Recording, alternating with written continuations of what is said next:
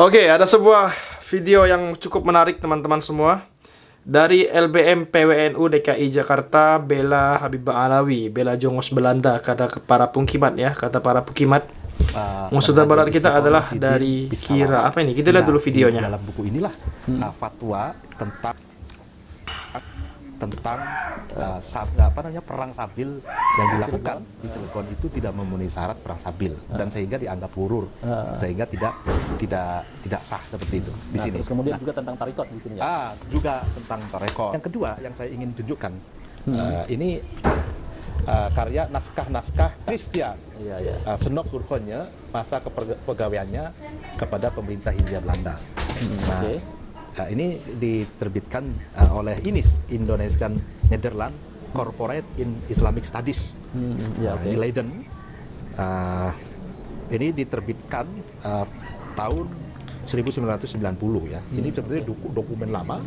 Iya, diterbitkan. Diterbitkan kembali ya. Diterbitkan kembali. Tanpa mengurangi dan menambahi. Tanpa mengurangi dan menambahi dan diterjemah kembali. Ada pengantar. Saya kutipkan saja ya. Ya.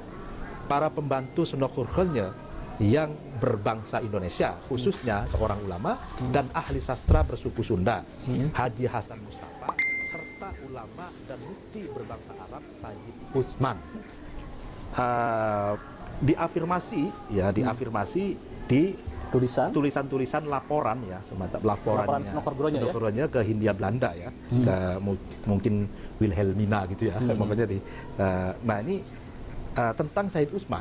Apa itu? Ya, saya kutipkan saja biar nggak terlalu bertele-tele. Di sini yang tersebut pertama di antara rangkaian ini terbit pada tanggal 14 Maret 1890. Sarjana kitab yang terkenal di Betawi, Sayyid Utsman bin Abdullah Alawi, yang telah sangat berjasa karena melawan tarekat-tarekat sarekat-sarekat mistik kurung tutup di daerah-daerah ini. Ya, gitu. Nah, jadi di dalam laporan Senok Surfonnya mengatakan Sayyid Utsman itu berjasa membantu Belanda untuk meredam perlawanan tarekat. Satu, yang kedua dengan fatwa-fatwanya. Di sini pada tanggal 5 Juli 1890 Senok mengirimkan sebuah kopi karya kecil Sayyid Utsman yang tercetak dalam logat Melayu Betawi berjudul Minhajul Istiqomah Fiddin Bisalama kepada Gubernur Jenderal.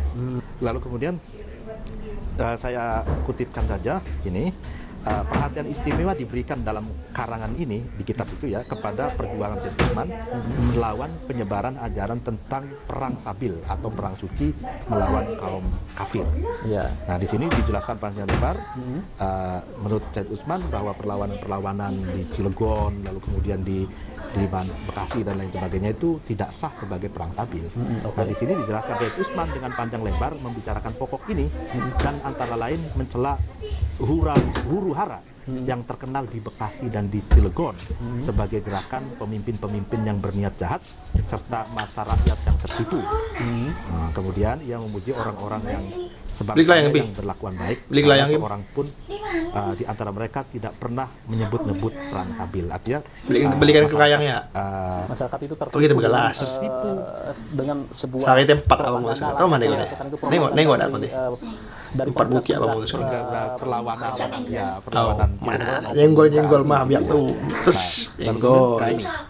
Terutama pembahasan masalah yang tersebut terakhir ini, maksudnya perang sabil dengan Mahfud yang dipakai oleh Sayyid Utsman pantas mendapat penghargaan yang sebesar-besarnya.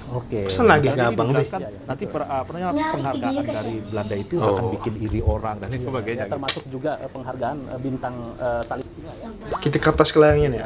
Betul. Kita kertas ya. Sebetulnya yang kangke sini. Laporan Senok ya. Senok resmi ke pemerintahan. Ke pemerintah. Gitu. Ya pemirsa, memang fakta sejarah mencatat Habib Utsman adalah salah satu mufti Batavia yang tugasnya tentu membuat fatwa, dan mufti Batavia sebagaimana kita ketahui bahwa waktu itu pemerintahan Hindia Belanda, maka yang mengangkat adalah Hindia Belanda. Inilah sebetulnya yang menjadi sebuah persepsi orang. Ada yang mengatakan bahwa strategi Habib Utsman untuk merapat kekuasaan adalah benar, karena untuk menyebarkan Islam, agar Islam bisa terbebas menyebarkan ajaran-ajarannya, terbukti dengan sekitar ini Anda punya 60 karya Habib Utsman ya. 60 judul ya. Nah, sehingga bisa tersebar pemikiran-pemikiran Habib Utsman tentang sifat 20, kemudian juga apa lagi? Ada soal haji, soal falak itu ya, haji dan sebagainya. Ya. Tetapi ada sebagian yang mengatakan bahwa dengan adanya fatwa Cilegon kemudian Bekasi itu menyakitkan, kontroversinya di situ lah ya. Nah, menurut Anda bagaimana?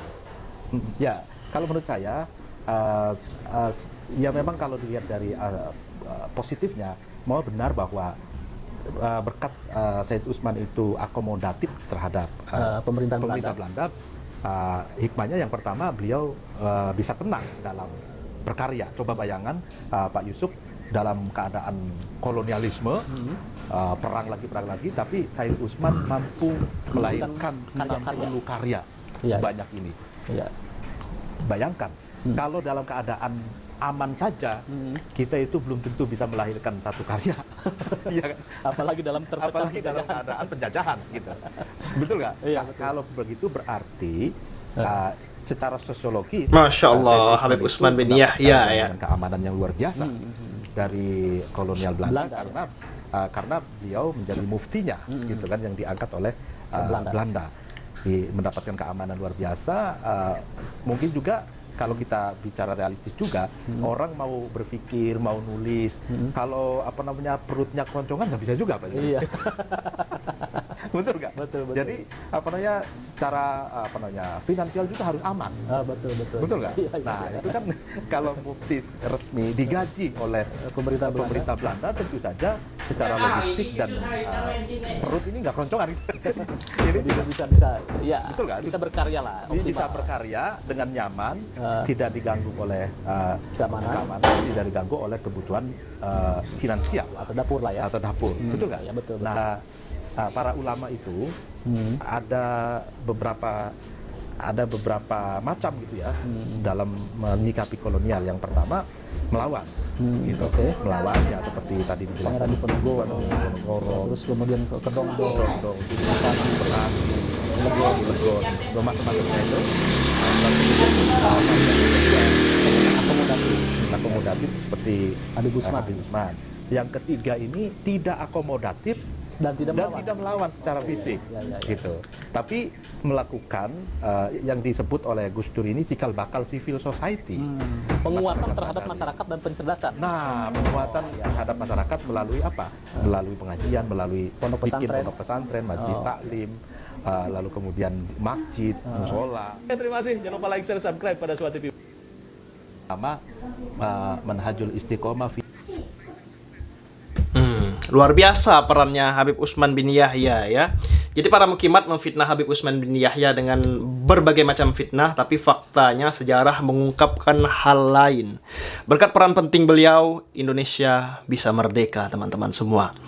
Ya, walaupun dulu beliau menjadi muftinya Belanda, tapi setidaknya dengan adanya Habib Utsman bin Yahya, beliau menjadi sosok penting di dalam kemerdekaan Indonesia. Kita tidak bisa menutup mata dan telinga kita, teman-teman semua. Seperti itu. Masya Allah, tabarakallah ya. Semoga